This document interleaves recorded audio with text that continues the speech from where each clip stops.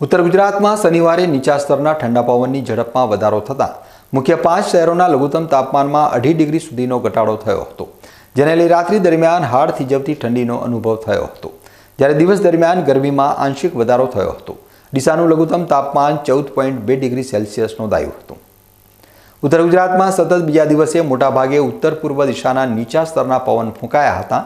શુક્રવારે પ્રતિ કલાકે સરેરાશ 5 કિલોમીટરની ઝડપ ધરાવતા પવનની ઝડપ શનિવારે વધીને 7 કિલોમીટરની થઈ હતી, જેને લઈ ઉત્તર ગુજરાતના મુખ્ય 5 શહેરોના રાત્રિના તાપમાનમાં 2.5 ડિગ્રીનો ઘટાડો થતાં ઠંડીનો પારો 16 ડિગ્રીથી નીચે આવ્યો હતો.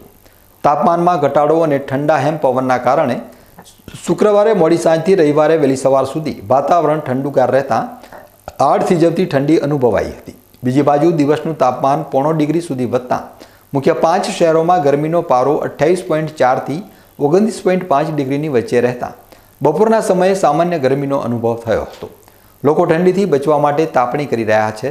હવામાન વિભાગની આગાહી મુજબ આગામી 5 દિવસ ઉત્તર ગુજરાતમાં રાત્રિના તાપમાનમાં સામાન્ય વધઘટ વચ્ચે ઠંડીનું જોર યથાવત રહી શકે છે.